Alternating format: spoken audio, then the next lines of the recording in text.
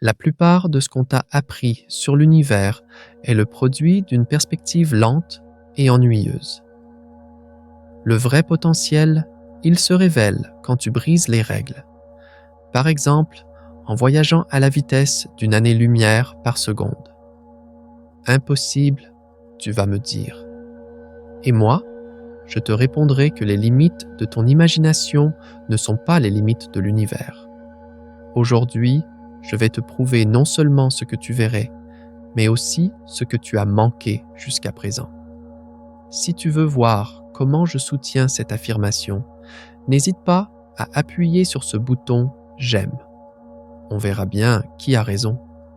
À chacun de nos battements de cœur, la lumière, messagère fondamentale de l'univers, accomplit un voyage colossal, suffisant pour faire 7 fois le tour de notre planète. Environ 180 000 km par seconde. Une vitesse difficile à saisir. Pourtant, même cette allure vertigineuse reste lente face à l'immensité des distances cosmiques. Il faut plus de 4 ans à la lumière pour atteindre notre plus proche voisine stellaire, Plure. Maintenant, arrêtons-nous un instant pour une expérience de pensée. Imaginons que nous voyageons à une année-lumière par seconde, soit environ 31 500 000 fois plus vite que la lumière elle-même. À une telle vitesse impossible, traverser notre galaxie de 100 000 années-lumière de large ne prendrait que 100 000 secondes, soit un peu moins de 28 heures. Au cours de ce périple, tout ce que nous connaissons, notre monde familier, disparaîtrait en une fraction de milliseconde. Au tout premier instant de notre départ de la Terre, la première chose que nous remarquerions à la vitesse d'une année-lumière par seconde serait la rapidité avec laquelle tout ce qui est familier devient un simple souvenir. En moins d'une milliseconde, nous avons laissé la Lune derrière nous. Les 8 minutes de lumière du Soleil se sont contractées en une infime fraction de seconde avant de s'évanouir dans notre sillage. L'ensemble du système solaire, de Mercure à la lointaine ceinture de Kuiper, serait gravé dans notre mémoire comme un flash flou, plus bref qu'un clin d'œil. Mais le plus fascinant commence après ce point du voyage. Une fois cette vitesse inimaginable atteinte, l'univers lui-même se transformerait sous nos yeux. Les étoiles cesseraient d'être ces points de lumière douce que nous connaissons. Avec la forme la plus extrême de l'effet Doppler, la lumière des étoiles devant nous se décalerait si violemment vers l'extrémité bleue du spectre qu'elle deviendrait complètement invisible à l'œil humain. Leur lumière se transformerait en rayons gamma mortels. En même temps, les étoiles que nous laissons derrière nous se décaleraient vers le rouge et s'éteindraient en silence, leur lumière s'étirant jusqu'à devenir des ondes radio que nos yeux ne pourraient jamais percevoir. Le cosmos se transformerait en un tunnel de lumière. Toutes les étoiles apparaîtraient comme un anneau brillant, comprimé autour de notre direction de voyage. Ce n'est pas un fantasme de science-fiction. C'est le phénomène que les physiciens décrivent comme les mouvements relatifs, poussés à un extrême impossible. Quelle facette de cette médaille cosmique nous pousse à la plus profonde réflexion? Les rayons gamma invisibles et décalés vers le bleu devant nous, ou l'obscurité silencieuse et imperceptible derrière nous? 4 secondes pour atteindre l'étoile la plus proche. Seulement 4 secondes après le début de notre voyage, nous arriverions à Ponvo. Cette étoile, naine rouge, invisible à l'œil nu depuis la Terre, s'illuminerait un instant avant de disparaître aussitôt. Peut-être pourrions-nous entreapercevoir Broker Bight, la planète de la taille de la Terre en orbite dans la zone habitable de l'étoile.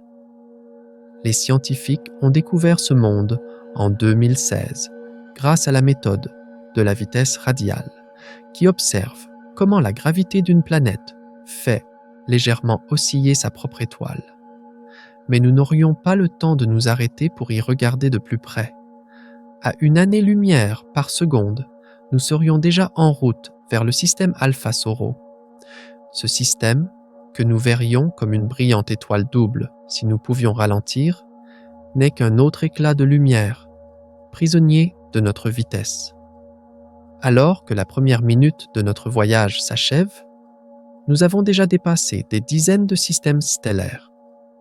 Voici l'étoile de Barnard, qui file à travers l'espace à une vitesse inhabituellement élevée. Voici Wolf 359, l'une des étoiles les plus proches de la Terre, abritant au moins 2 planètes. Voici Luthen 2185, une naine rouge avec une super-Terre potentiellement habitable. Chacun de ces systèmes a sa propre histoire, son propre cortège de planètes, d'astéroïdes et de comètes. Certains pourraient abriter la vie, d'autres pourraient être stériles, mais d'une beauté singulière. À notre vitesse impossible, cependant, tous ces systèmes solaires sont réduits à de simples points de repère clignotant dans l'obscurité. Environ 10 minutes plus tard, en progressant à une année-lumière par seconde, une structure remarquable commencerait à se révéler, la bulle locale. Il s'agit d'un immense vide dans le milieu interstellaire, creusé par d'anciennes supernovas qui ont explosé il y a des millions d'années. Notre Soleil voyage à l'intérieur de cette bulle, qui s'étend sur des centaines d'années-lumière. Les bords de la bulle sont délimités par des nuages de gaz et de poussière plus denses, vestiges de ces morts stellaires survenus il y a des millions d'années. La bulle locale n'est pas simplement un espace vide, elle est remplie d'un gaz extrêmement chaud et ténu. Il est si chaud qu'il émet des rayons X que nos télescopes spatiaux peuvent capter. Cette découverte a été rendue possible grâce aux données de missions comme ROSA dans les années 90 et, plus récemment, Erosita, qui a cartographié l'ensemble du ciel en rayons X. En traversant la bulle locale, nous verrions approcher ces parois constituées de gaz plus denses. Ces nuages moléculaires sont les pouponnières d'étoiles de l'univers, les endroits mêmes où de nouvelles étoiles naissent en ce moment. Le complexe de nuages moléculaires d'Orion serait l'un de nos premiers grands points de repère. Cette gigantesque région de formation d'étoiles qui abrite la célèbre nébuleuse d'Orion se trouve à 1300 années-lumière de la Terre, mais il ne nous faudrait qu'1,3 seconde pour la dépasser. Alors que les naissances stellaires se transforment en un spectacle de lumière, nous jetterions un coup d'œil à l'amas du trapèze. Ces jeunes étoiles chaudes qui illuminent le gaz environnant créent l'un des objets les plus photographiés du ciel nocturne. Le télescope spatial Hubble a révélé dans cette région des disques protoplanétaires, c'est-à-dire des systèmes solaires naissants, saisis aux premiers instants de leur formation. L'idée que de nouveaux mondes naissent en ce moment même, alors que nous pensons à ces mots, n'est-ce pas vertigineux? En poursuivant notre route, le disque de la Voie lactée commencerait à révéler sa véritable structure. Notre galaxie n'est pas un amas d'étoiles dispersées au hasard, mais une immense spirale avec des bras élégants tournant autour d'un bulbe central. De la Terre, nous la voyons par la tranche. C'est pourquoi la Voie lactée apparaît comme une bande de lumière dans notre ciel.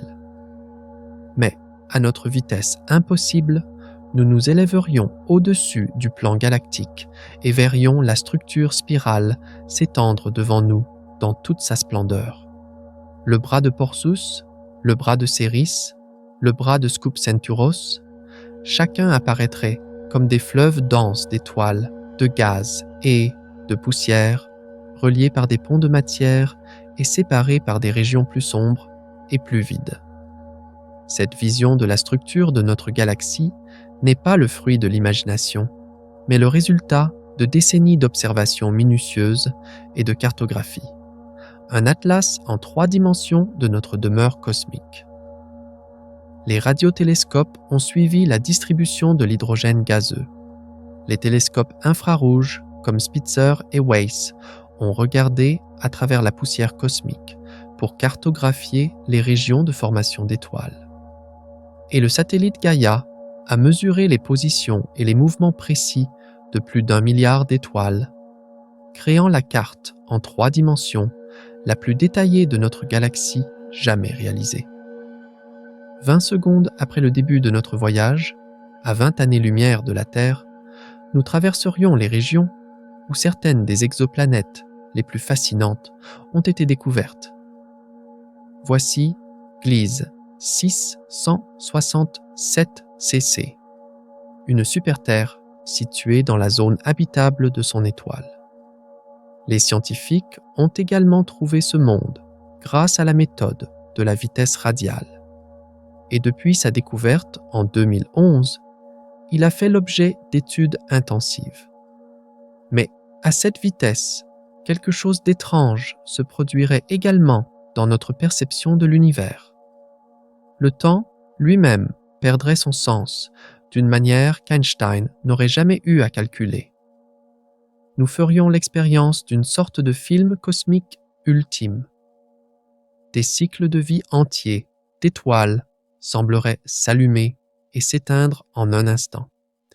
Des étoiles naîtraient, vivraient des milliards d'années et mourraient dans de glorieuses supernovas, le tout condensé en un moment fugace dans notre référentiel temporel distordu. 30 secondes se sont écoulées et nous sommes à 30 années-lumière. Nous commencerions à rencontrer certaines des étoiles les plus étudiées de l'histoire de l'humanité. Voici Arcturus, la géante orange, brillante qui a guidé les marins pendant des milliers d'années. Voici Vega, qui était notre étoile polaire il y a 12 000 ans et le redeviendra dans 12 000 ans. Chacune de ces étoiles a été observée par d'innombrables astronomes, des anciens Babyloniens aux astrophysiciens modernes, armés de télescopes spatiaux. En filant à travers l'espace, la diversité des types d'étoiles se révélerait. Les naines rouges, qui représentent 75% de toutes les étoiles, seraient partout, faibles, froides et incroyablement longévives. Certaines de ces étoiles continueront de briller bien après la mort de notre Soleil, même dans 1 trillion d'années. Puis, il y a les géantes et les supergéantes, des étoiles qui ont enflé à l'approche de la fin de leur vie, fusionnant des éléments plus lourds dans leur noyau. Nous traverserions les régions où le télescope spatial Kepler a découvert des milliers d'exoplanètes. Kepler a fixé un seul point du ciel pendant des années, observant les minuscules baisses de luminosité qui se produisent lorsque les planètes passent devant leurs étoiles. Les données de cette mission ont révolutionné notre compréhension des systèmes planétaires. Elles nous ont montré que les planètes ne sont pas l'exception, mais la règle.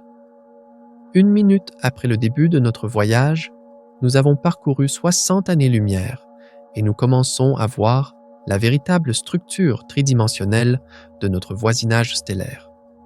Les étoiles, qui semblent proches les unes des autres dans le ciel nocturne de la Terre, se révéleraient être en réalité séparées par des distances colossales. Inversement, des étoiles qui, de notre point de vue, semblent très éloignées, pourraient en fait être voisines dans l'espace tridimensionnel.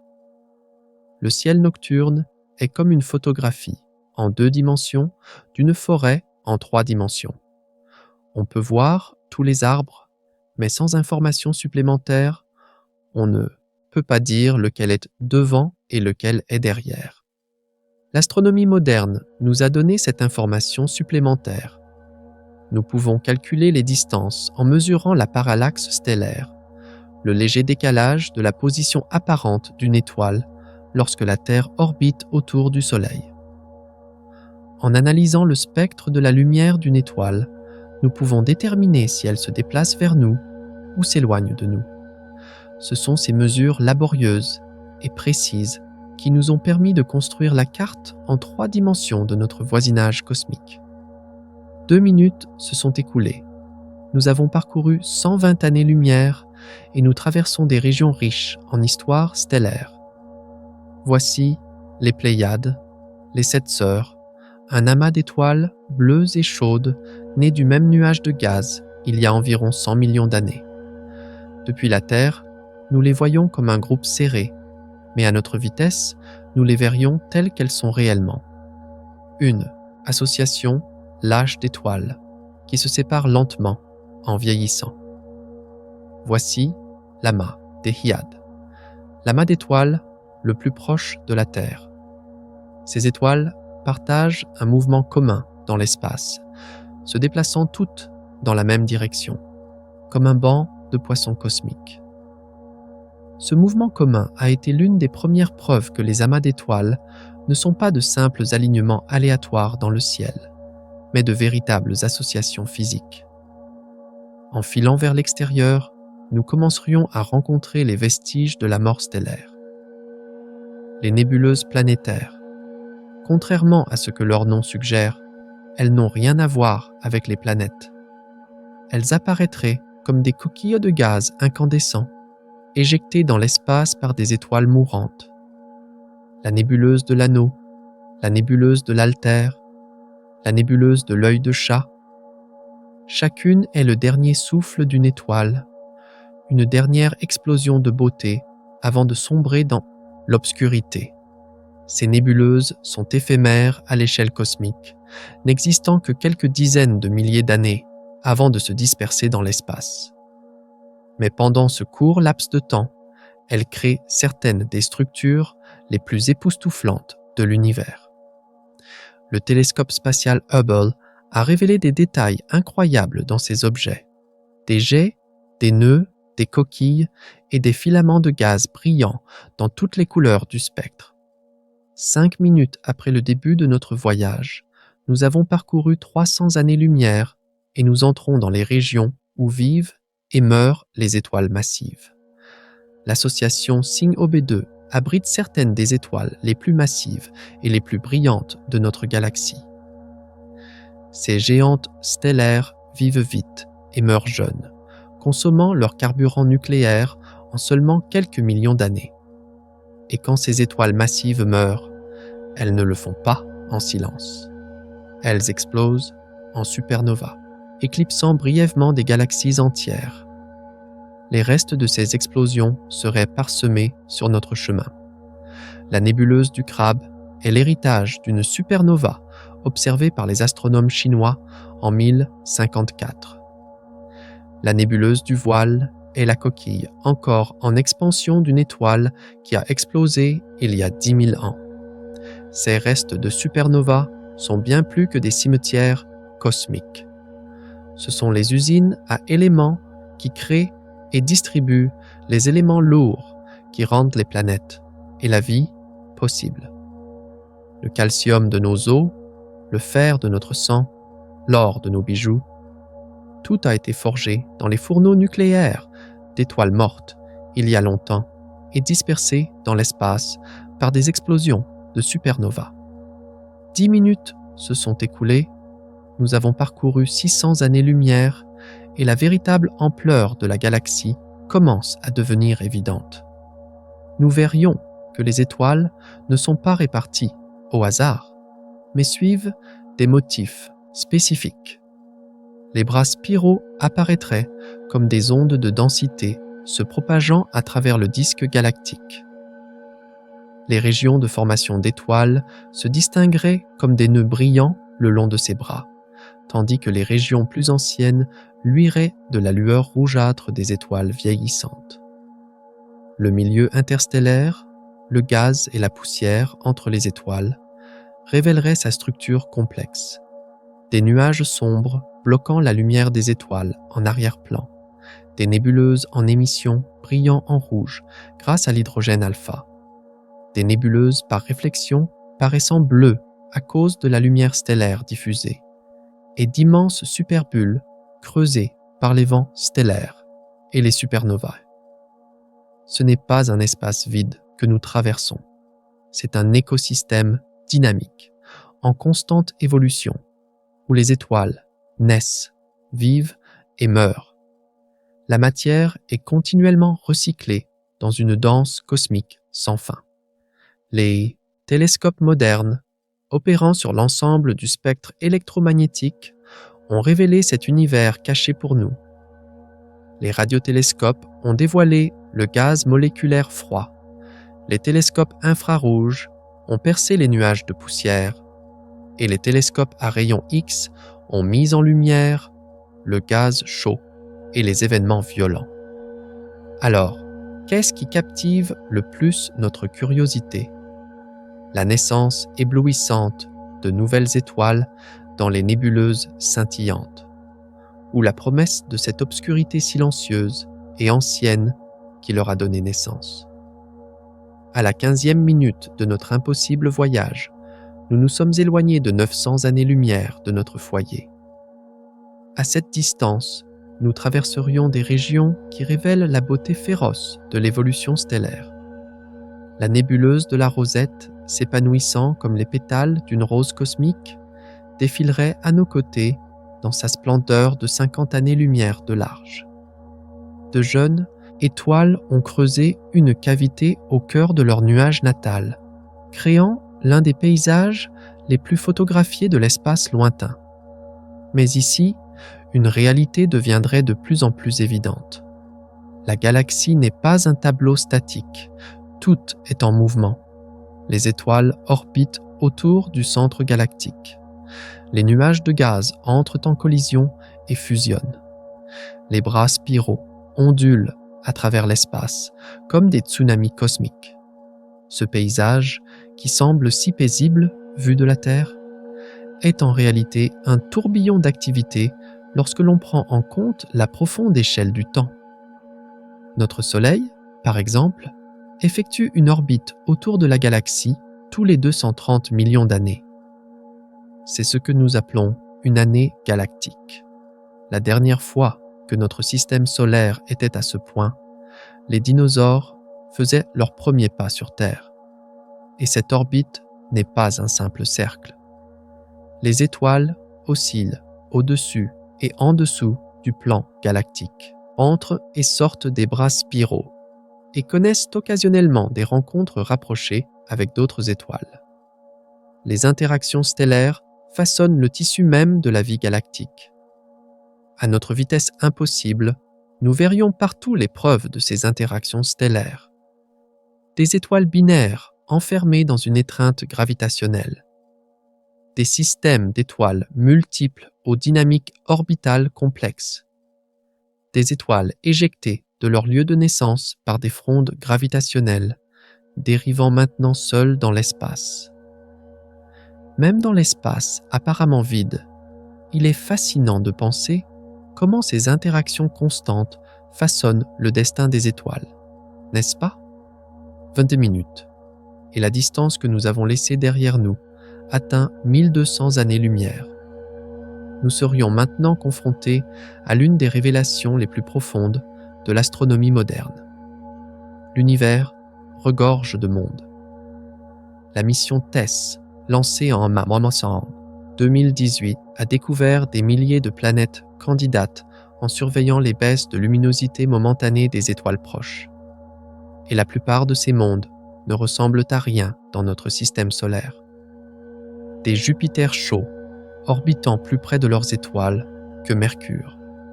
Des super-terres, pour lesquelles nous n'avons pas d'équivalent dans notre propre système solaire. Des planètes tout droit sorties de la science-fiction, orbitant autour de deux soleils. Certaines de ces exoplanètes retiendraient particulièrement notre attention. Kepler 452b, souvent surnommé le cousin de la Terre, flotte dans la zone habitable de son étoile. TOA 700d, un autre monde potentiellement habitable découvert par TS. Ces mondes représentent nos plus brillants espoirs de trouver la vie au-delà de la Terre. La diversité des systèmes planétaires serait littéralement à couper le souffle. Certaines étoiles abritent des planètes alignées dans une chaîne de résonance, où leurs périodes orbitales forment un rapport mathématique élégant. D'autres ont des planètes sur des orbites follement elliptiques, s'approchant dangereusement de leur étoile avant d'être projetées à nouveau vers des distances glaciales. Certains systèmes sont remplis de planètes orbitant encore plus près que Mercure, tandis que dans d'autres, d'immenses abîmes vides s'étendent entre les planètes. À la 30e minute de notre voyage, à 1800 années-lumière de chez nous, nous traverserions des régions qui racontent l'histoire de l'évolution galactique. Les amas ouverts, des groupes de jeunes étoiles nées ensemble, apparaîtraient disséminés dans les bras spiraux.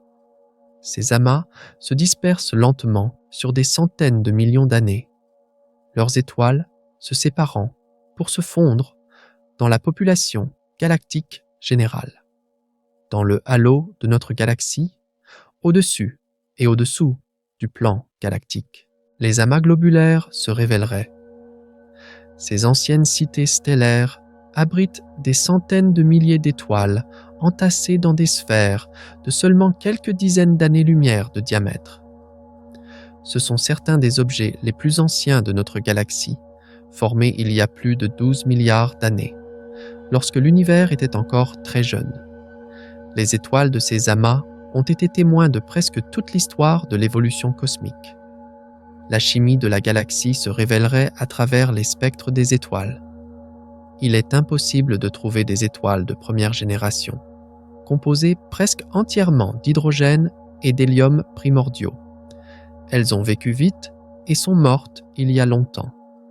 Les étoiles de deuxième génération, enrichies par les éléments plus lourds des premières supernovae, sont rares, mais existent encore dans le halo galactique. La grande majorité des étoiles que nous rencontrerions seraient de troisième génération, ou plus, contenant l'ensemble du tableau périodique des éléments, forgés au cours de milliards d'années de nucléosynthèse stellaire. 45 minutes se sont écoulées, nous avons parcouru 2700 années-lumière et nous commençons maintenant à voir les structures galactiques à grande échelle. Des nuages moléculaires géants, des milliers de fois plus massifs que notre Soleil, se dresseraient devant nous comme des chaînes de montagnes cosmiques. Ce sont les lieux de naissance des amas d'étoiles où la gravité rassemble lentement le gaz et la poussière et allume le feu de la fusion nucléaire. La nébuleuse de la Carène, si nous pouvions ralentir suffisamment pour l'apprécier à sa juste valeur, serait un spectacle magnifique. Elle abrite certaines des étoiles les plus massives connues, dont Eta Carinae, une variable bleue lumineuse qui pourrait exploser en supernova à tout moment. Lorsque cela se produira, elle éclipsera brièvement toute la galaxie, visible de la Terre même en plein jour. Les étoiles massives façonnent leur environnement, mais elles ne sont pas toute l'histoire. En voyageant, nous traverserions des régions dominées par différentes populations stellaires. Le disque mince, où la formation active d'étoiles se poursuit aujourd'hui. Le disque épais, avec des étoiles plus anciennes et des compositions chimiques différentes. Et le halo stellaire, où des étoiles anciennes suivent des orbites excentriques, certaines traversant le disque à grande vitesse. À la première heure de notre voyage, à 3600 années-lumière de la Terre, des motifs commenceraient à émerger du chaos. Des courants stellaires, vestiges de petites galaxies déchiquetées par la gravité de la Voie lactée. Des groupes mobiles d'étoiles partageant une origine commune. Des associations stellaires s'étendant sur des centaines d'années-lumière, toutes nées du même nuage moléculaire géant. Notre bras local, également connu sous le nom de bras d'Orion, révélerait sa vraie nature. Nous vivons dans un petit bras spiral, un éperon entre les grands bras de Persée et du Sagittaire.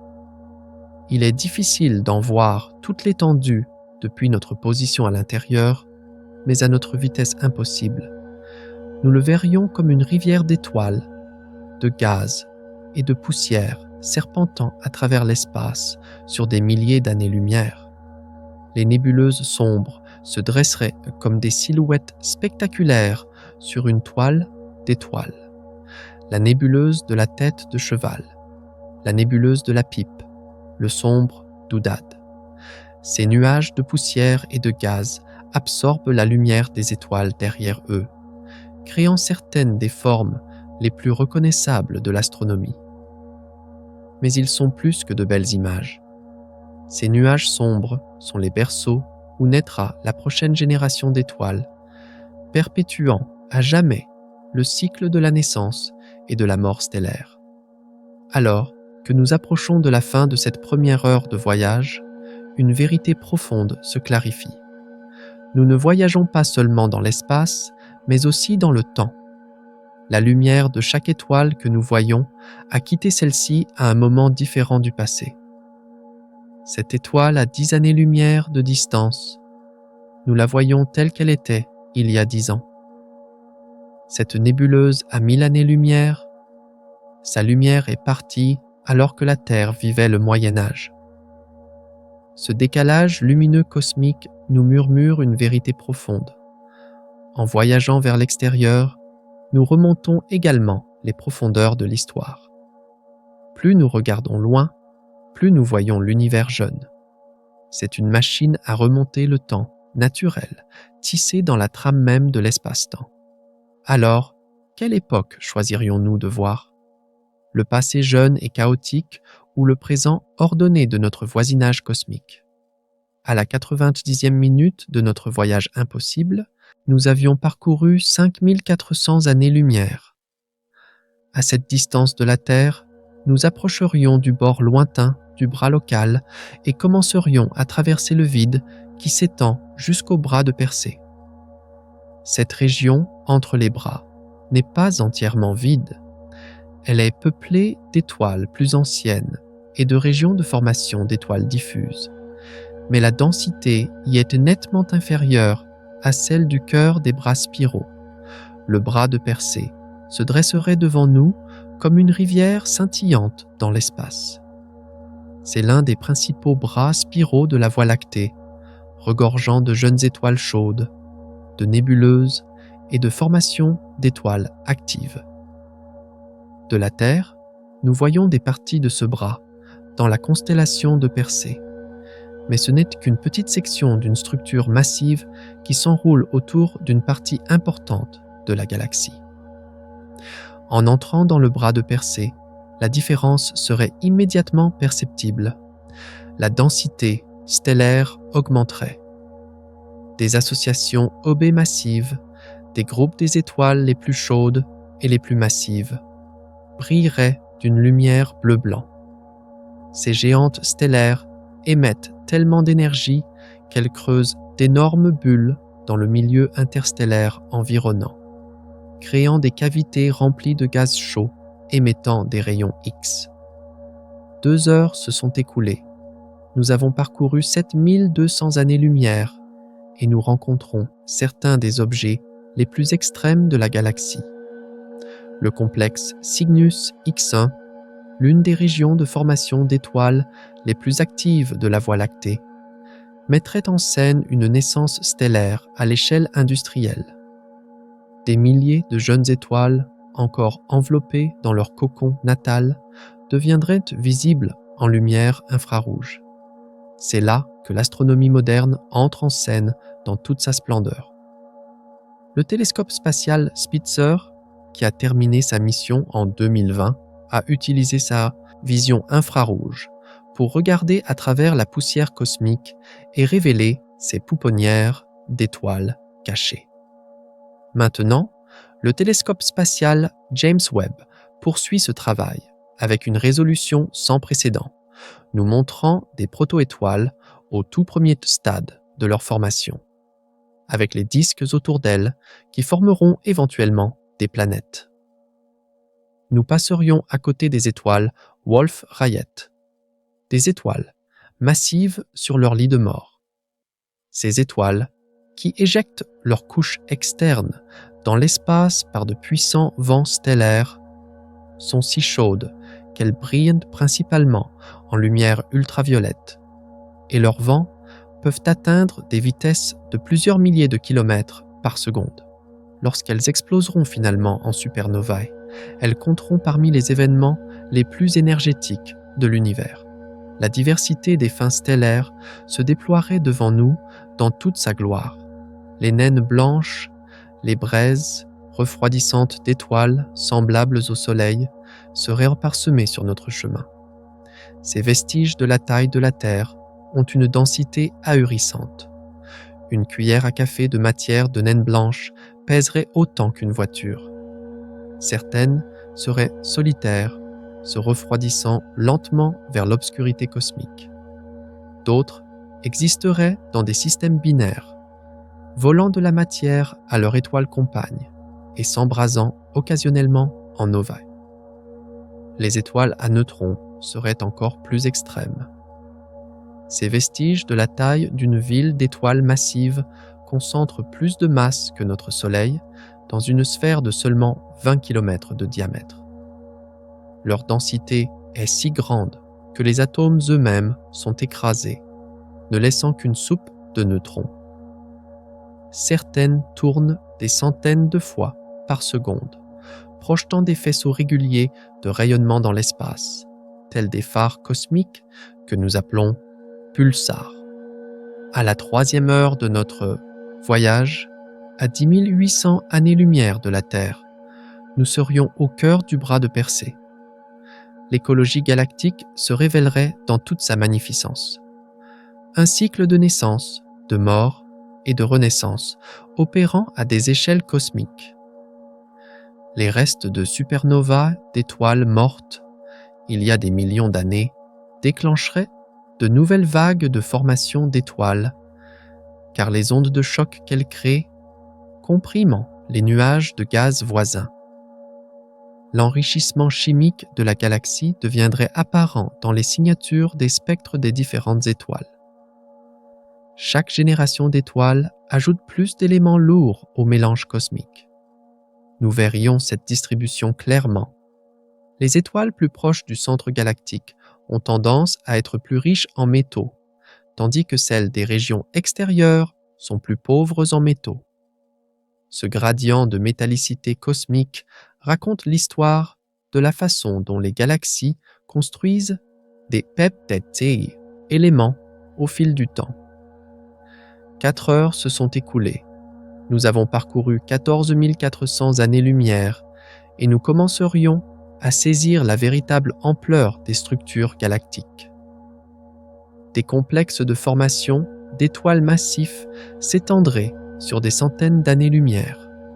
Le complexe W3, le complexe W4, les nébuleuses du cœur et de l'âme.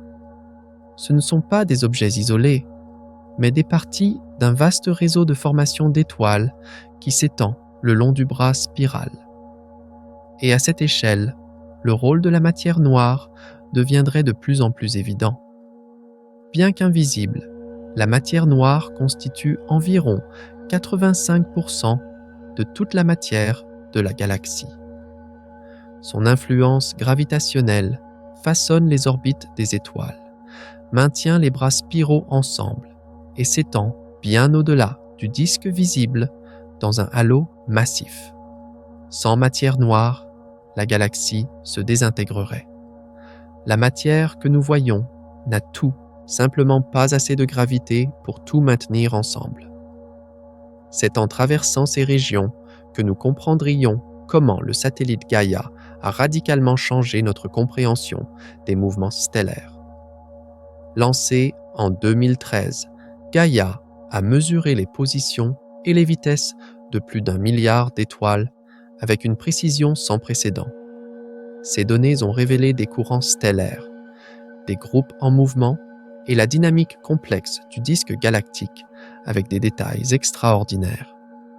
À la 5e heure de notre voyage, à 18 000 années-lumière de la maison, nous approcherions du côté lointain du bras de Persée. Si nous pouvions d'une manière ou d'une autre nous arrêter et regarder en arrière, la vue sur la Terre serait spectaculaire. Notre Soleil serait perdu parmi des milliards d'autres étoiles, complètement invisibles à cette distance. Le bras local apparaîtrait comme une petite caractéristique, une extension chétive entre les grands bras spiraux. Ce changement de perspective inspire une profonde humilité. Depuis la Terre, nous nous considérons naturellement comme le centre. Mais d'ici, vu de l'extérieur, notre maison n'est qu'une des innombrables étoiles dans un petit bras d'une galaxie spirale ordinaire. Cependant, cette galaxie ordinaire abrite une complexité extraordinaire, des systèmes planétaires, une chimie organique et au moins un monde où la matière a pris conscience et a commencé à explorer son propre environnement cosmique. Le milieu interstellaire nous livrerait davantage de ses secrets. Des champs magnétiques, invisibles à nos yeux mais détectables par les observations radio, parcourent l'espace comme une toile. Ils guident le flux de particules chargées et influencent la formation des étoiles.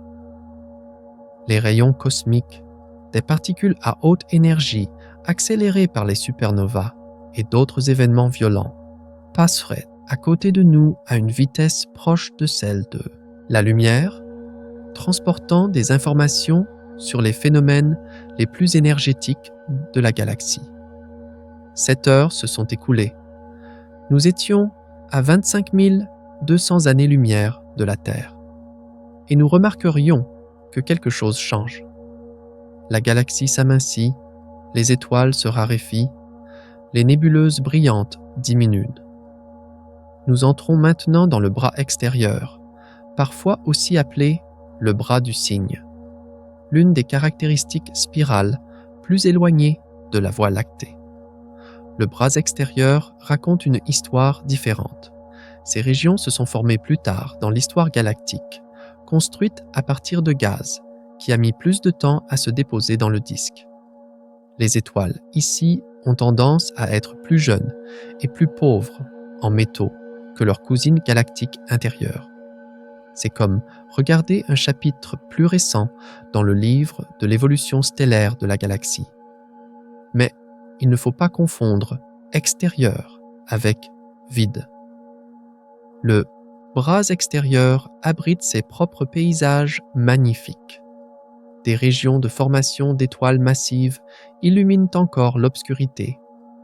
De nouveaux soleils naissent dans des régions comme la nébuleuse de l'Amérique du Nord et la nébuleuse du Pélican. Même des milliards d'années après la formation initiale de la galaxie, le processus de formation des étoiles ne s'arrête jamais vraiment. Il se déplace, fluctue et évolue avec la galaxie elle-même. À la 8e heure de notre voyage, nous avions parcouru 28 800 années-lumière. Nous commencerions maintenant à rencontrer certains des objets les plus exotiques de la galaxie, les trous noirs. Pas le monstre supermassif au centre galactique, mais les trous noirs stellaires, les vestiges des étoiles les plus massives. Ces fantômes cosmiques sont complètement invisibles, sauf par leur effet sur la matière proche. Certains trous noirs, cependant, annoncent leur présence de manière spectaculaire. Dans les systèmes binaires, où un trou noir se nourrit d'une étoile compagne, la matière qui tombe est chauffée à des millions de degrés et émet des rayons X qui peuvent être détectés à de grandes distances. Cygnus, X1, le premier trou noir jamais confirmé, serait relativement proche de notre route. Un vestige stellaire d'environ 15 fois la masse de notre Soleil, enfermé dans une danse mortelle avec une étoile supergéante bleue. Les détecteurs d'ondes gravitationnelles, LIGO et Virgo, ont révolutionné notre compréhension de ces objets. Depuis 2015, ils ont détecté des dizaines de fusions de trous noirs. Des événements où 2 trous noirs spiralent l'un vers l'autre et fusionnent en un seul objet, envoyant des ondulations dans l'espace-temps lui-même. Certains de ces trous noirs en fusion étaient très plus massifs que ce que la théorie prévoyait. Cela nous montre qu'il y a encore beaucoup de choses que nous ne comprenons pas sur la façon dont ces objets extrêmes se forment et évoluent. À la 9e heure de notre voyage, à 32 400 années-lumière de la maison, l'architecture de la galaxie se révélerait dans toute sa clarté. En regardant vers le centre, nous verrions les bras spiraux dans toute leur splendeur, des ondes de densité qui ont tracé les motifs de la formation d'étoiles pendant des milliards d'années. Le bras de Persée, le bras du Sagittaire, le bras bouclier croix, tous s'étendraient devant nous comme des rivières d'étoiles et de gaz scintillants. Mais nous verrions aussi le côté obscur de la galaxie. Des nuages moléculaires géants, contenant des millions de masses solaires de gaz et de poussière, traceraient des bandes sombres entre les bras spiraux. Ce ne sont pas des vides, ils sont la matière première pour les prochaines générations d'étoiles, attendant les bonnes conditions pour s'effondrer et s'enflammer. La structure verticale de la galaxie deviendrait également évidente.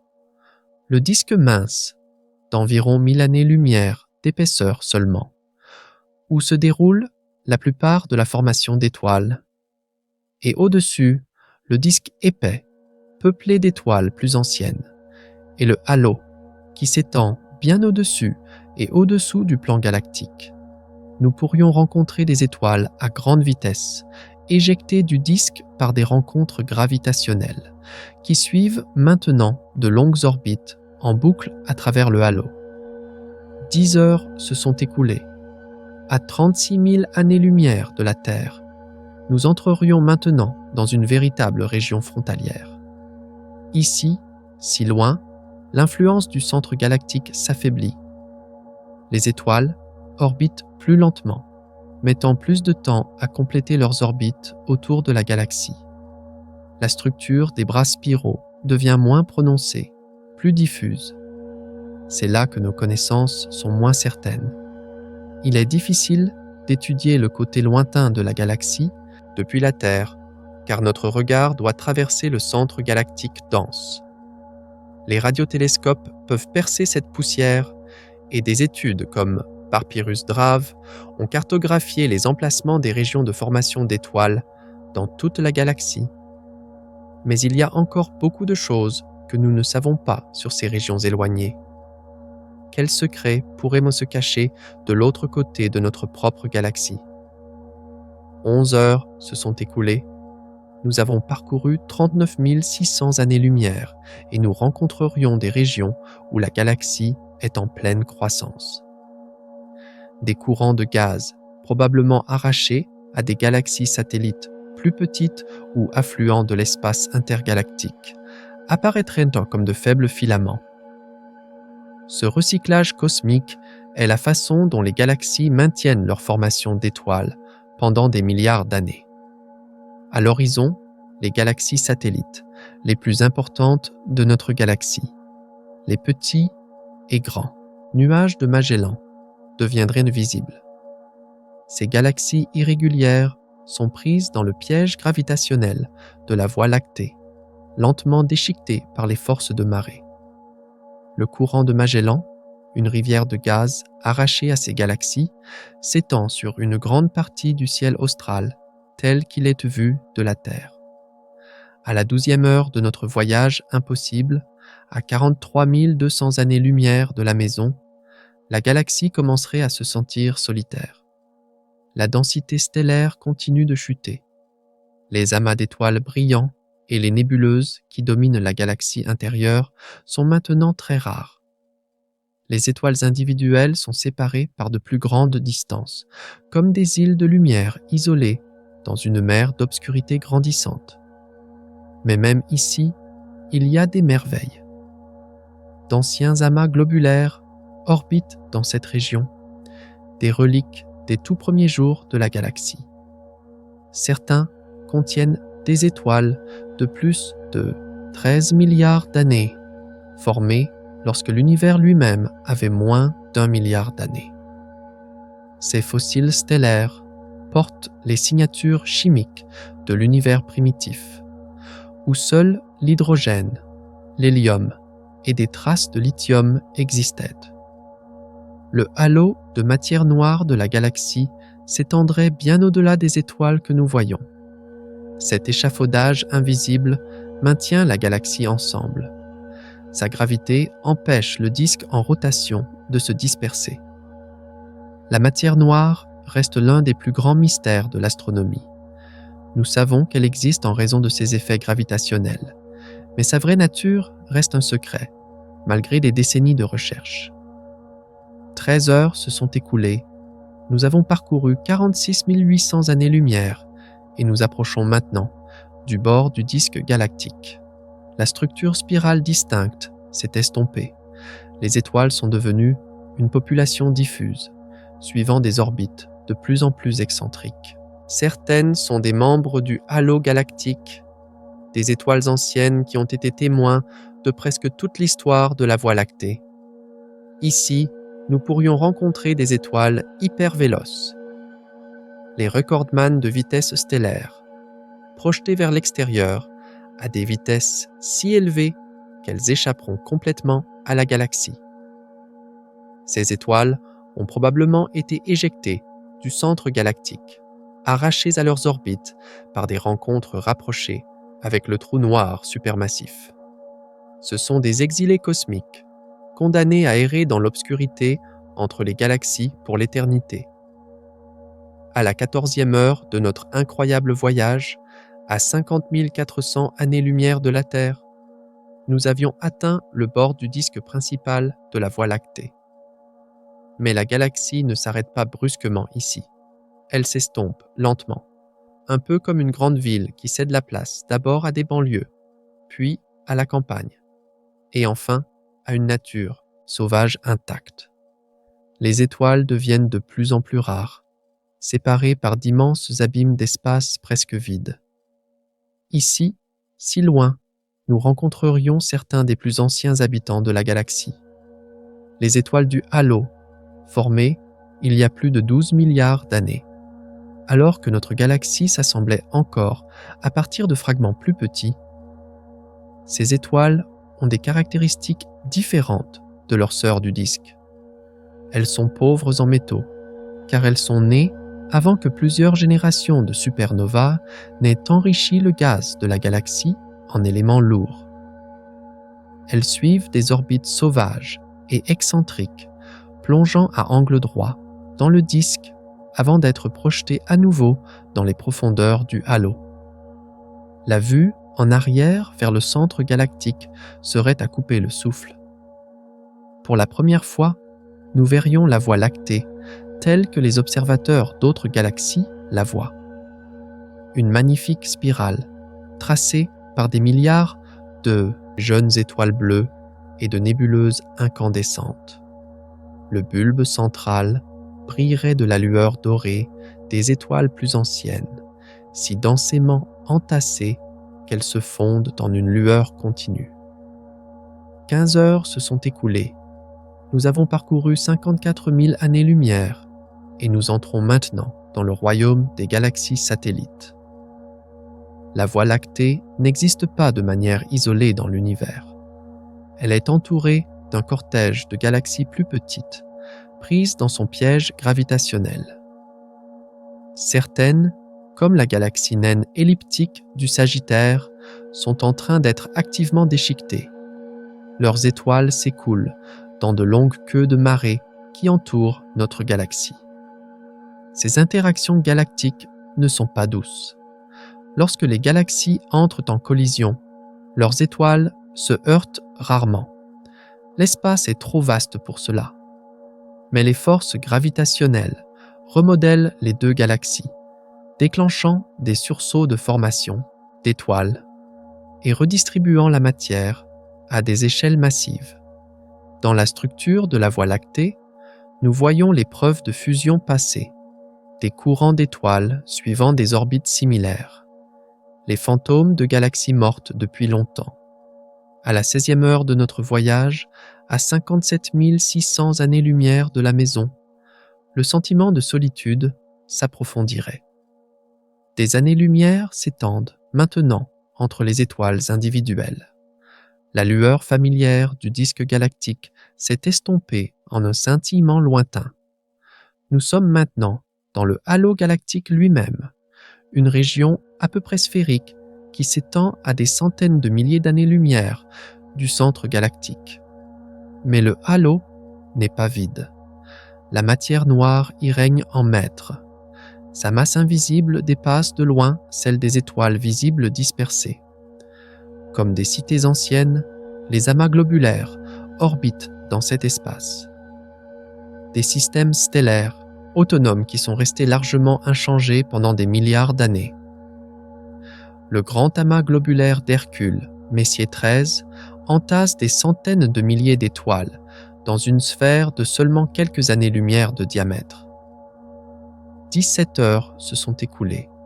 Nous avons parcouru 61 200 années-lumière et nous rencontrons les preuves du passé violent de la Voie lactée. Des courants, restes déchiquetés de galaxies plus petites, s'arquent à travers le halo. Le courant orphelin, le courant Elmi, le courant stellaire de la Vierge.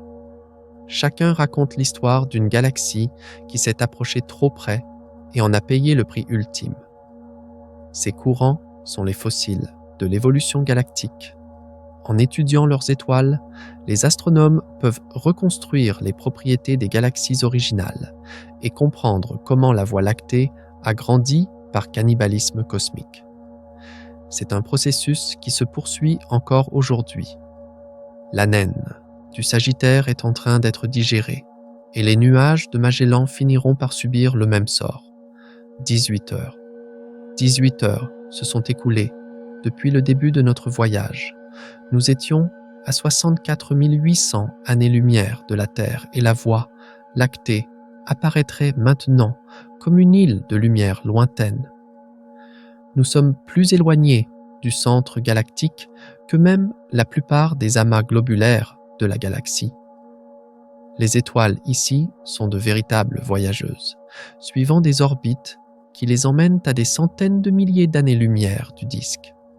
Certaines de ces étoiles lointaines ont des origines fascinantes. Elles peuvent être d'anciens membres de galaxies naines, arrachés à leur galaxie mère lors de collisions anciennes. D'autres peuvent être des étoiles hyper véloces, éjectées du centre galactique et filant toujours vers l'extérieur. Chaque étoile a sa propre histoire, son propre voyage à travers le temps cosmique. Quel destin est le plus tragique? Celui d'une étoile exilée à jamais de sa propre galaxie ou celui d'une étoile qui a survécu à la disparition de sa galaxie entière? 20 heures se sont écoulées. Nous avons parcouru 72 000 années-lumière et nous approchons des nuages de Magellan. Ces galaxies irrégulières sont les compagnes les plus importantes de la Voie lactée. Elles sont visibles de l'hémisphère sud de la Terre comme des taches floues dans le ciel nocturne. Le grand nuage de Magellan contient environ 10 milliards d'étoiles, tandis que le petit nuage de Magellan en compte quelques milliards. De près, ces galaxies révéleraient leur beauté chaotique. Contrairement aux spirales ordonnées de la Voie lactée, les nuages de Magellan sont irréguliers, leur structure déformée par les interactions gravitationnelles. La nébuleuse de la Tarentule, dans le grand nuage de Magellan, serait un spectacle magnifique. C'est une région de formation d'étoiles si massive et si brillante que si elle était placée à la distance de la nébuleuse d'Orion, elle serait visible à l'œil nu depuis la Terre. Le courant de Magellan apparaîtrait comme un faible flux de gaz, arraché à ces nuages par les forces de marée et étalé dans le ciel. Ce gaz finira par retomber sur la Voie lactée, fournissant du carburant pour les futures formations d'étoiles. C'est un rappel que les galaxies ne sont pas des entités isolées. Elles interagissent, échangent de la matière et évoluent ensemble. 24 heures. À 86 400 années-lumière de la Terre, tu serais maintenant véritablement entre les galaxies. La Voie lactée apparaîtrait comme une magnifique spirale, mais elle ne dominerait plus le ciel à elle seule. Au loin, d'autres galaxies deviendraient invisibles. Andromède, encore à plus de 2 millions d'années-lumière, se manifesterait comme une faible tache qui grandit lentement. Ce vide entre les galaxies n'est pas entièrement vide. Le milieu intergalactique contient un gaz extrêmement diffus, principalement de l'hydrogène chauffé à des millions de degrés. Ce gaz est si ténu qu'un volume de la taille de la Terre ne contiendrait que quelques atomes. Mais il y a tellement d'espace entre les galaxies que le milieu intergalactique contient plus de matière ordinaire que toutes les galaxies réunies. En voyageant dans ce vide cosmique, les effets relativistes deviendraient encore plus extrêmes.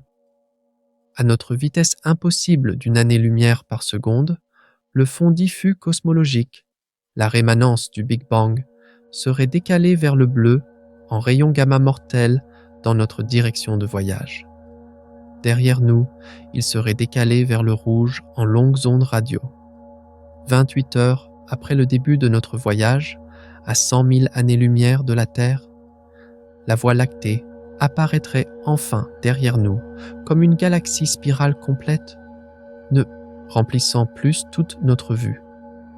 Nous sommes maintenant dans le véritable espace intergalactique, le vide immense entre les îles d'étoiles qui peuplent notre univers. Mais vide est un terme relatif. Même ici, il y a des surprises. Des étoiles vagabondes, éjectées de leur galaxie mère par des rencontres gravitationnelles, errent dans cette obscurité. Certains astronomes estiment qu'il pourrait y avoir autant d'étoiles entre les galaxies qu'à l'intérieur. Une population solitaire de nomades cosmiques, invisibles à nos télescopes, mais dont l'existence est révélée par des calculs théoriques minutieux. Les galaxies naines apparaîtraient en plus grand nombre. Notre voisinage galactique, le groupe local, contient plus de 80 galaxies connues. La plupart sont de petites naines, abritant des millions d'étoiles plutôt que des milliards.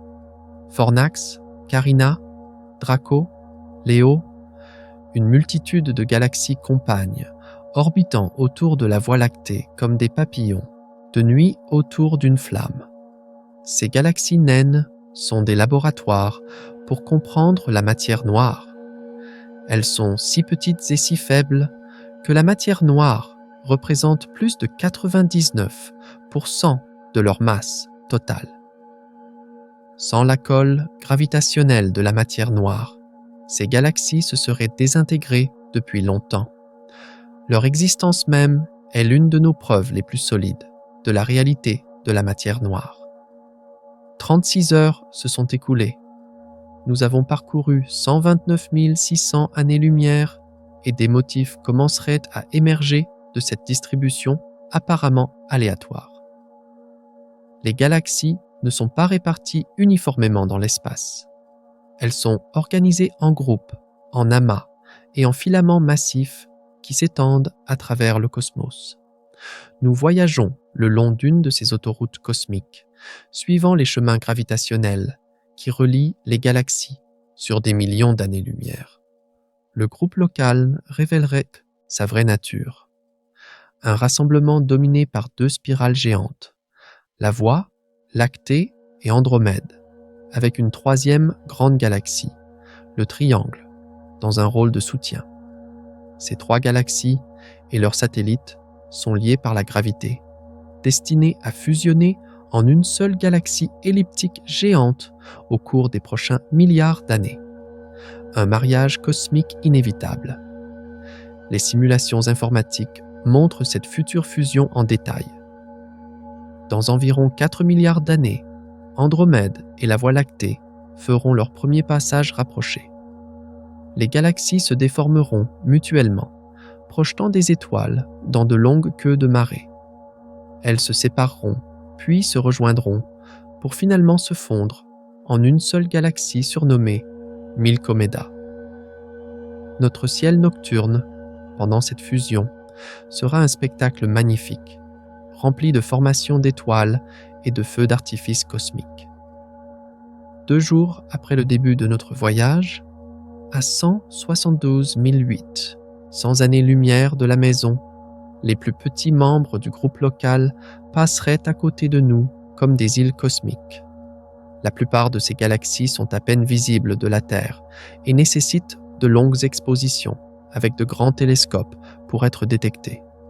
Mais chacune est un système stellaire à part entière, avec sa propre histoire de formation d'étoiles, ses propres systèmes planétaires et, potentiellement, ses propres formes de vie.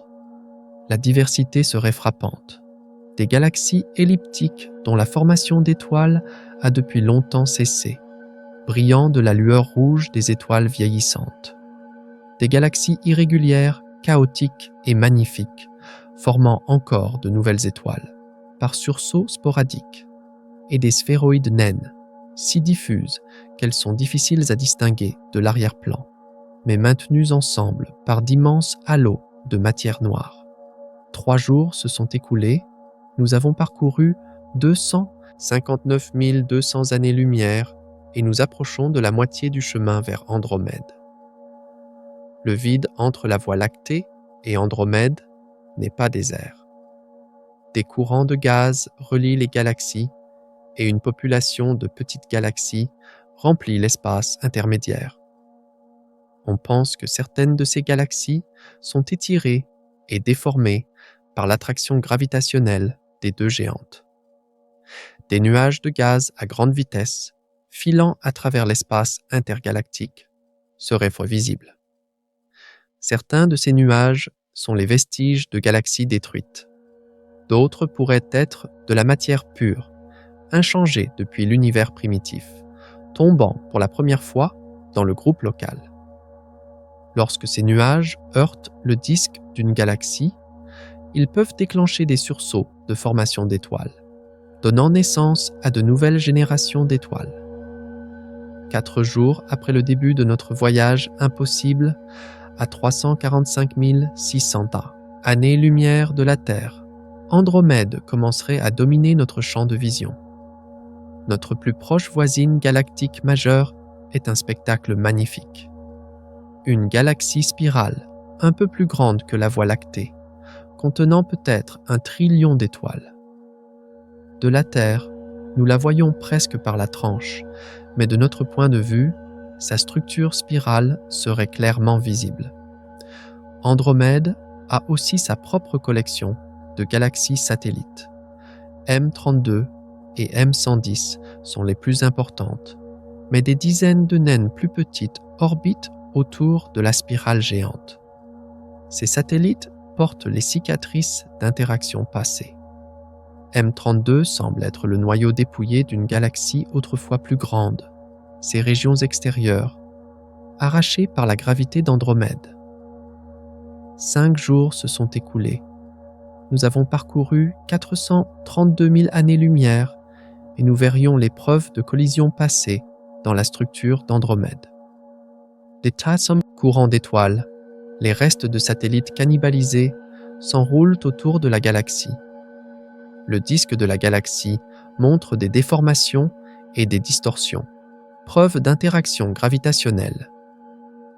Des amas d'étoiles de différents âges retracent les épisodes passés de formation d'étoiles, déclenchés par ces rencontres cosmiques. Des observations récentes ont révélé que l'histoire d'Andromède a été plus violente que celle de la Voie lactée. Elle semble avoir subi une fusion majeure il y a environ 2 milliards d'années, engloutissant peut-être une galaxie d'un quart de sa taille actuelle. Cette fusion a probablement déclenché le sursaut de formation d'étoiles qui a créé de nombreux amas globulaires d'Andromède. 1 semaine s'était écoulée depuis le début de notre voyage. À 604 800 années-lumière de la maison, nous entrerions maintenant dans le halo extérieur d'Andromède.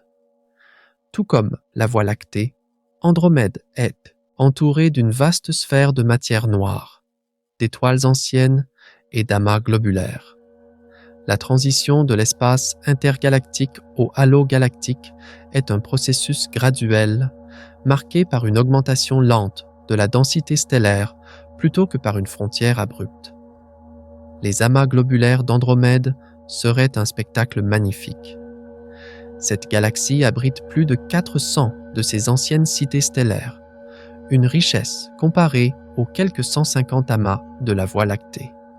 Certains sont si brillants qu'ils sont visibles depuis la Terre avec de petits télescopes, malgré leur immense distance. Chaque amas est un fossile de la formation de la galaxie, préservant en son sein les conditions d'il y a des milliards d'années. Au 8e jour de notre voyage impossible, à 691 200 années-lumière de la Terre, nous plongerions dans les bras spiraux d'Andromède. Le paysage ici serait d'une splendeur que les mots peinent à décrire. Des régions de formation d'étoiles massives, contenant assez de gaz pour former des millions de nouveaux soleils, brilleraient de la lumière bleue des jeunes étoiles. Des bandes de poussière créeraient des silhouettes spectaculaires, traçant les ondes de densité qui maintiennent la structure spirale. Le trou noir central d'Andromède, avec ses quelques 100 millions de masses solaires, ancrerait le noyau de la galaxie. C'est nettement plus grand que le trou noir central de la Voie lactée, qui ne pèse que 4 millions de masses solaires.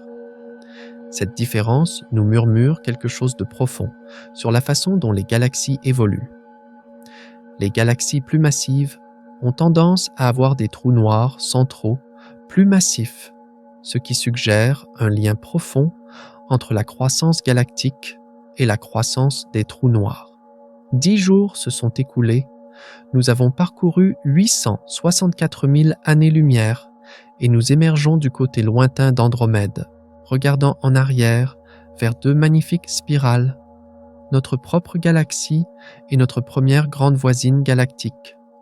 De ce point de vue, la future collision entre ces 2 géantes semblerait être un destin inévitable. Elles s'approchent l'une de l'autre à environ 110 km par seconde, irrémédiablement réunies par leur attraction gravitationnelle mutuelle. Mais maintenant, devant nous, la véritable ampleur de l'univers commencerait à se révéler. Au-delà du groupe local, une immensité s'étend avant d'atteindre la prochaine grande concentration de galaxies. C'est l'un des plus grands mystères de l'univers. Pourquoi la matière est-elle distribuée de manière si inégale? Pourquoi avons-nous des amas denses séparés par des vides massifs? Au cours de la 2e semaine de notre voyage à 1 209 600 années-lumière de la maison, nous entrerions dans la nature sauvage cosmique. Les galaxies ici sont plus isolées, avec des millions d'années-lumière qui les séparent.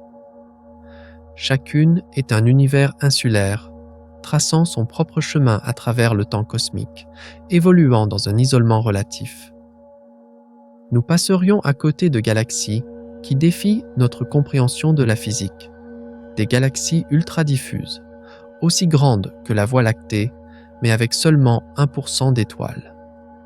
Comment ces géantes fantomatiques tiennent-elles ensemble? La matière noire doit les dominer encore plus que les galaxies normales, mais nous ne comprenons toujours pas complètement leur formation. 3 semaines se sont écoulées, nous avons dépassé 1,5 million d'années-lumière, et des motifs émergeraient à des échelles encore plus grandes. Les galaxies ne se regroupent pas seulement en amas. Les amas eux-mêmes sont organisés en superamas. Des associations massives s'étendant sur des centaines de millions d'années-lumière. Nous approchons du bord de notre superamas local, une structure centrée sur l'amas de la Vierge. L'amas de la Vierge se dresserait devant nous comme une métropole cosmique. Plus de 1300 galaxies entassées dans une région de seulement quelques millions d'années-lumière de diamètre. En son cœur se trouve M87, une galaxie elliptique géante contenant plusieurs trillions d'étoiles. C'est là que le télescope Event Horizon a capturé la toute première image de l'ombre d'un trou noir. Un monstre supermassif pesant 6,5 milliards de masses solaires. Au premier mois de notre voyage, à 2 592 000 années-lumière de la Terre, nous ferions l'expérience de l'évolution galactique en action. Dans les environnements denses des amas, les galaxies interagissent constamment. Nous verrions des fusions en cours, des galaxies déformées par les forces de marée et des courants de gaz arrachés par le milieu intergalactique chaud de l'amas. Le harcèlement galactique serait visible partout. Lorsqu'une petite galaxie s'approche trop près d'une plus grande, les forces de marée peuvent lui arracher son gaz et arrêter sa formation d'étoiles. L'environnement de l'amas transforme les galaxies spirales en elliptiques, les galaxies bleues en rouges, les galaxies actives en passives. C'est l'évolution par l'interaction, une sélection naturelle à l'échelle cosmique. 6 semaines se sont écoulées. Nous avons parcouru 3 628 800 années-lumière et nous traversons l'amas de la Vierge. La densité de galaxies ici est 100 fois supérieure à celle du groupe local. Des elliptiques géantes, chacune contenant des trillions d'étoiles, défileraient à côté de nous comme des baleines cosmiques. Des spirales plus petites, leurs bras déformés par les interactions gravitationnelles, montreraient le stress de vivre dans un quartier aussi peuplé. Le milieu intra-amas se manifesterait par ces effets. Ce gaz, surchauffé, avec des températures atteignant des millions de degrés, remplit l'espace entre les galaxies de l'amas. Il est si chaud qu'il émet des rayons X, créant une lueur diffuse, visible avec des télescopes spatiaux comme Chandra et XMM Newton. Ce gaz contient plus de matière ordinaire que toutes les galaxies de l'amas réunies. Au 2e mois de notre voyage impossible, à 5 184 000 années-lumière de la maison, nous émergeons du côté lointain de l'amas de la Vierge. Derrière vous, des milliers de galaxies brilleraient dans une région dense. Devant vous, une autre immensité d'espace relativement désert, les vides cosmiques qui constituent la majeure partie du volume de l'univers. Mais ces vides ne sont pas complètement vides. Ils contiennent des galaxies diffuses, mais à une densité beaucoup plus faible que dans les amas. Les galaxies des vides évoluent différemment de leurs cousines des amas. Ayant moins de voisins avec qui interagir, elles peuvent conserver leurs réserves de gaz et continuer à former des étoiles plus longtemps. Ce sont des ermites cosmiques, suivant leur propre chemin évolutif. 3 mois se sont écoulés. Nous avons parcouru 7 776 000 années-lumière et la structure à grande échelle de l'univers serait maintenant indéniable. Nous voyagions le long des filaments cosmiques, une structure en forme de toile qui relie les amas sur des milliards d'années-lumière. Ces filaments sont des rivières de matière noire et de gaz qui canalisent la matière vers les nœuds denses où se forment les amas. La découverte de cette toile cosmique est l'une des plus grandes réussites de l'astronomie moderne. Elle a commencé dans les années 80 avec des relevés de décalage vers le rouge qui ont cartographié les positions tridimensionnelles des galaxies. Ce qui a émergé n'était pas une distribution aléatoire, mais une structure organisée. Des murs, des filaments et des vides, disposés selon un motif qui s'étend à travers l'univers observable. Au 4e mois de notre voyage, à 10 368 000 années-lumière de la Terre, nous rencontrerions des groupes de galaxies de toute taille et configuration. Des groupes compacts où les galaxies sont si proches qu'elles se touchent presque. Des associations lâches s'étendant sur des millions d'années-lumière. Des groupes fossiles où toutes les grandes galaxies ont déjà fusionné, ne laissant qu'un seul géant entouré de naines. Chaque groupe raconte une histoire. Le quintet de Stéphane, que nous croiserions peut-être, montre 5 galaxies prises dans une danse gravitationnelle complexe. 4 d'entre elles interagissent réellement. Leur attraction mutuelle crée des queues de marée et déclenche des sursauts d'étoiles. La 5e est en fait une galaxie de premier plan qui semble simplement associée à elles en raison de notre ligne de visée. C'est un rappel de la façon dont les apparences peuvent être trompeuses en astronomie.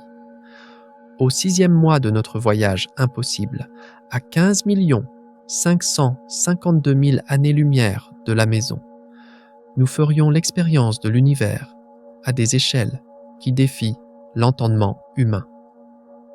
Le super-ams local, qui contient notre groupe local et l'amas de la Vierge, diminuerait derrière nous. Devant, d'autres super-amas apparaîtraient comme des continents cosmiques séparés par d'immenses vides océaniques. Le super-amas de Persée-Poisson s'étendrait sur notre chemin, une chaîne d'amas de galaxies s'étirant sur 300 millions d'années-lumière. C'est l'une des structures dominantes dans cette région de notre univers. Il contient des milliers de galaxies organisées en une structure filamenteuse. L'amas de Persée, l'une des sources de rayons X les plus brillantes du ciel, serait un point de repère important. Au cœur de l'amas de Persée se trouve NGC 1275, une galaxie elliptique géante avec un trou noir supermassif surpris en train de chanter. Le télescope à rayons X Chandra a détecté des ondes de pression émanant du trou noir, des ondes sonores à une fréquence 1 million de milliards de fois plus basse que l'ouïe humaine. C'est la note la plus grave jamais enregistrée dans l'univers. Un si bémol, 57 octaves en dessous du Do central. Au 8e mois de notre voyage, nous avons parcouru 20 736 000 années-lumière et nous rencontrons des phénomènes qui repoussent les limites de la physique. Les blazars, des trous noirs supermassifs qui projettent des jets de matière presque directement vers la Terre, apparaîtraient comme des phares brillants. Voyageant à 99% de la vitesse de la lumière, ces jets peuvent éclipser des galaxies entières et être vus à des milliards d'années-lumière de distance. La diversité des noyaux galactiques actifs serait à couper le souffle. Les galaxies de Seyfert, avec leurs noyaux brillants et variables. Les radiogalaxies qui projettent des jets s'étendant sur des millions d'années-lumière. Et les quasars, les objets les plus brillants de l'univers, alimentés par des trous noirs qui engloutissent la matière à des taux incroyables. Chaque type représente un point de vue différent ou un stade évolutif des centres galactiques. À la première année de notre voyage, à 31 536 000 années-lumière de la maison, nous approchons des distances cosmologiques où l'expansion de l'univers devient perceptible. Les galaxies ne se déplaçaient pas seulement dans l'espace. L'espace lui-même était en expansion, éloignant les galaxies les unes des autres comme des raisins secs dans une pâte qui lève. Plus une galaxie est éloignée, plus elle semble s'éloigner rapidement.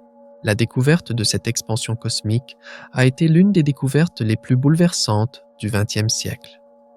Edwin Hubble a découvert que les galaxies s'éloignaient de nous et que les galaxies les plus éloignées s'éloignaient plus vite. Cette relation, maintenant connue sous le nom de loi de Hubble, a conduit à la conclusion que l'univers est en expansion et que, en remontant le temps, tout a commencé il y a 13,8 milliards d'années avec un Big Bang. 18 mois se sont écoulés. Nous avons parcouru 47 304 000 années-lumière et nous traversons l'un des superamas massifs les plus proches, l'amas de Coma. En son cœur, l'amas de Coma abrite plus de 1000 galaxies dans une sphère de seulement quelques millions d'années-lumière de diamètre. Il est si massif que sa gravité courbe la lumière des galaxies plus éloignées, créant des arcs déformés et des images multiples.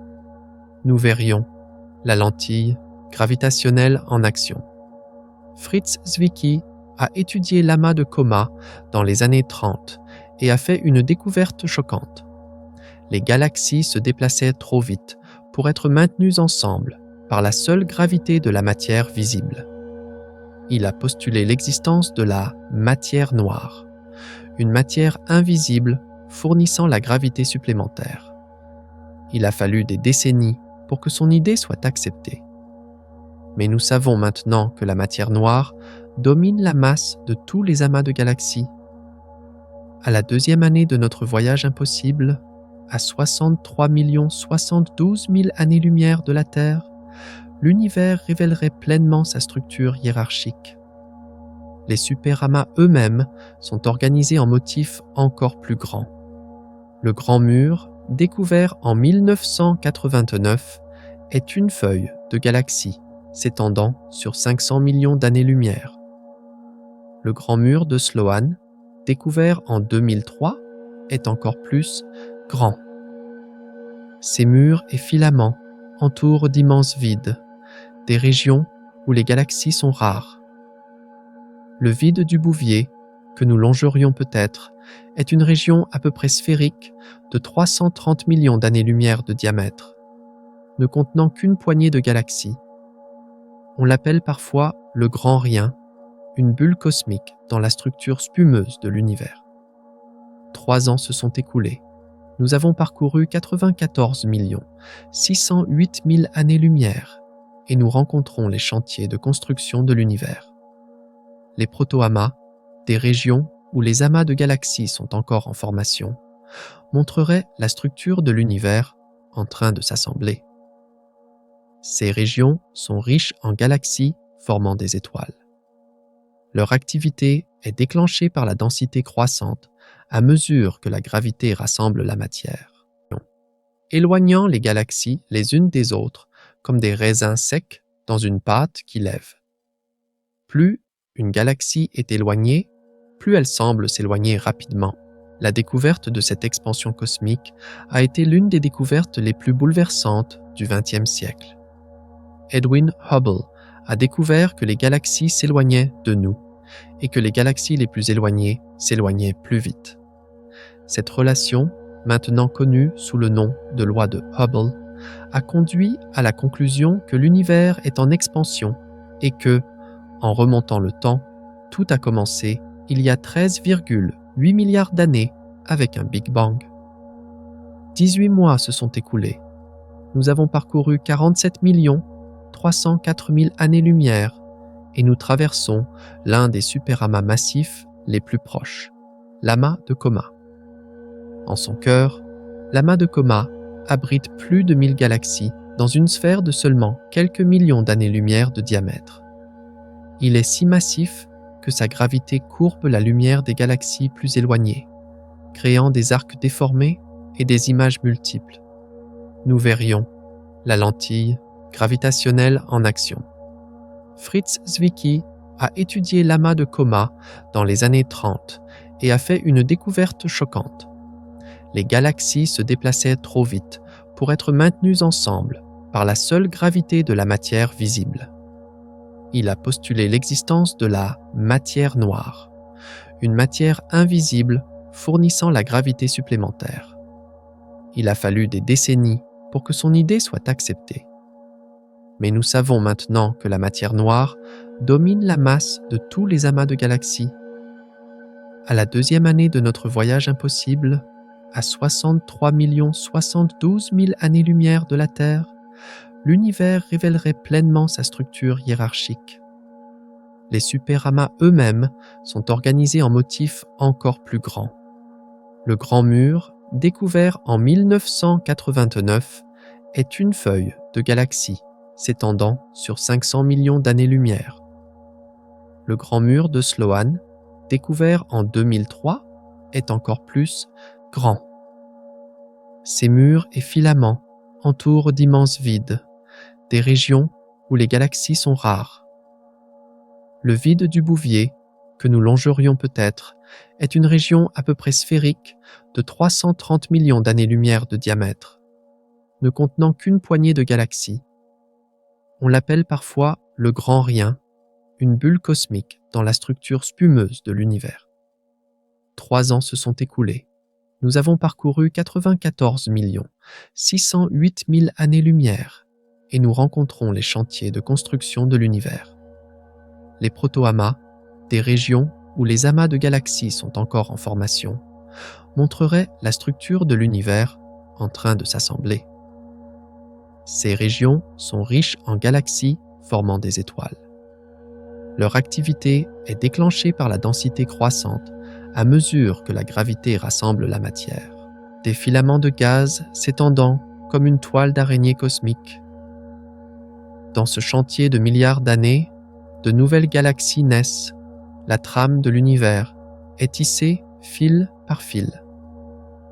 Cette structure massive que nous voyons repousse les limites de notre esprit. Un paysage d'infinité qui nous fait sentir tout petits.